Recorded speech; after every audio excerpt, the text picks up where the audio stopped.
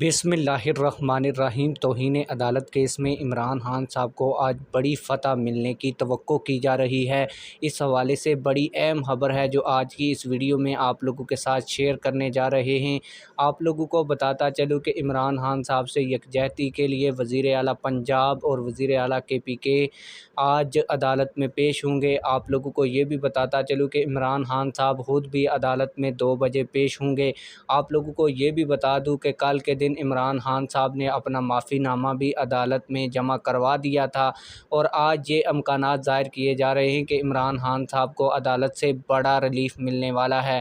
آپ لوگوں کو یہ بھی بتاتا چلوں کہ عمران خان صاحب کے توہین عدالت کیس کی سماعت تقریباً 2 بجے شروع ہوگی۔ جو ہی عمران خان صاحب عدالت میں پیش ہوں گے تو اس کے بعد اگلی جو لائحہ عمل ہے یا اگلی کارروائی ہے وہ شروع ہوگی۔ آپ لوگوں کو یہ بھی بتاتا چلوں کہ قانونی ماہرین کا یہی کہنا ہے کہ عمران خان صاحب نے جو جواب جمع کروایا ہے اس کے نتیجے میں عمران خان صاحب کو بڑی کامیابی ملنے کی توقعات ہیں۔